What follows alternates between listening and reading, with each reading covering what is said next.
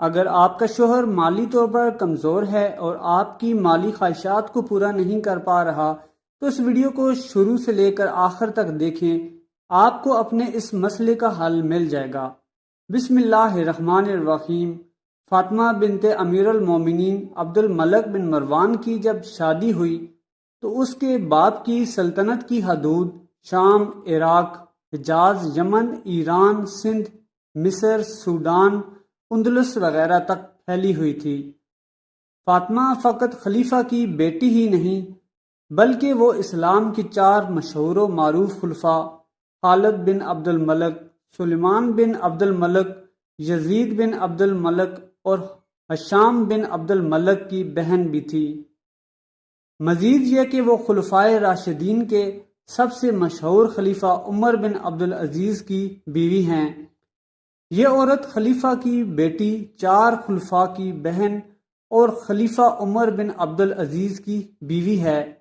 جب اس نے اپنے باپ کے گھر سے اپنے خاوند کے گھر کی طرف رخت سفر باندھا تو دنیا کی تمام عورتوں سے زیادہ زیور، ہیرے، جواہرات وغیرہ میں لدی ہوئی تھی۔ وہ اتنے بڑے عظیم خزانے کی تنہا مالک تھی۔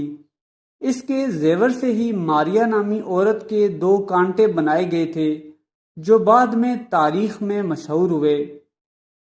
مختلف شعراء نے بھی اپنی شاعری میں اس کا مختلف جگہوں پر تذکرہ کیا ہے۔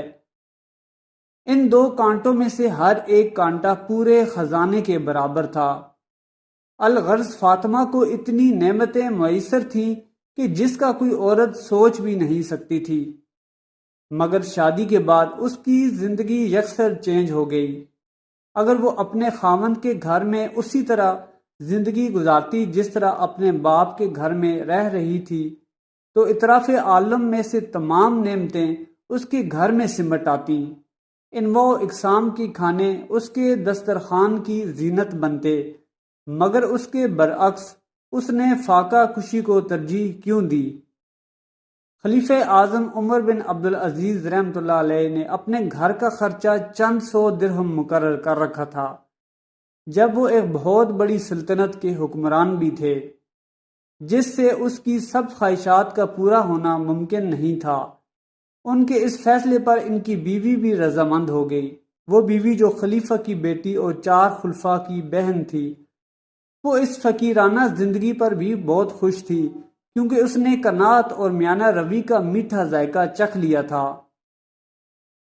جب اس کے خاوند نے اس سے اپنا بچکانہ ذہن ترک کرنے کو کہا اور حکم دیا کہ وہ لہو لعب اور کھیل کود کا سامان گھر سے نکال دے جس کے ذریعے وہ اپنے کان، بال، گردن اور بازو وزنی کیے ہوئے ہے، جو نہ ہی انسان کو موٹا کرتا ہے اور نہ ہی بھوک میں کام آ سکتا ہے، اگر اس کو بیچ دیا جائے تو ہزاروں مردوں، عورتوں اور بچوں کا پیٹ پالا جا سکتا ہے، تو اس نے فوراً خاوند کی آواز پر لبیک کہا اور اپنا سارا قیمتی زیور، ہیرے، جواہرات وغیرہ بیت المال کو ہبہ کر دیے۔ جب خلیفہ اعظم عمر بن عبد العزیز رحمۃ اللہ علیہ فوت ہوئے تو انہوں نے اپنی بیوی اور اولاد کے لیے کچھ بھی نہ چھوڑا، تو بیت المال کا نگران آیا اور فاطمہ رحمۃ اللہ علیہ کو کہنے لگا، اے مالکہ، آپ کا تمام سامان، ہیرے، جواہرات وغیرہ میرے پاس اسی طرح امانتاً پڑے ہوئے ہیں۔ میں نے اس دن سے لے کر آج تک اس کی حفاظت کی ہے۔ میں آپ سے اجازت طلب کرنے آیا ہوں کہ اس کو آپ کی خدمت میں حاضر کر دوں۔ تو آپ نے جواب دیا، میں نے تو یہ مال امیر المومنین کی ہدایت کے مطابق بیت المال کو ہبہ کر دیا تھا۔ پھر کہنے لگی کہ میں ایسی عورت نہیں ہوں جو ان کی زندگی میں تو ان کی اطاعت کرے اور ان کے مرنے کے بعد ان کی نافرمانی کرے۔ انہوں نے وراثت میں ملنے والا کروڑوں کا سامان لینے سے انکار کر دیا، حالانکہ وہ اس وقت کوڑی کوڑی کی محتاج تھیں۔ یاد رکھیں، خوشحالی اور خوش بختی یہ نہیں ہے کہ آپ ڈھیر سارا مال و دولت اکٹھا کر لیں اور اس کی خاطر اپنے گھر کا سکون اور چین تباہ کر لیں، بلکہ یہ مال و دولت ہمیں اپنی ضروریات کو پورا کرنے کے لیے اللہ تعالیٰ نے عطا فرمایا ہے۔ انسان کو چاہیے کہ ہر چیز کے اندر میانہ روی پر گامزن رہے۔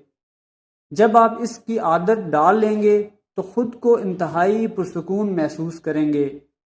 حقیقت میں آزاد انسان وہی ہے جو ہر بے فائدہ اور غیر ضروری چیزوں سے آزادی حاصل کر لیتا ہے۔ اللہ پاک عمل کی توفیق عطا فرمائے، آمین یا رب العالمین۔ ویڈیو پسند آئی ہے تو کمنٹ سیکشن میں استغفار لکھنا نہ بھولیے گا۔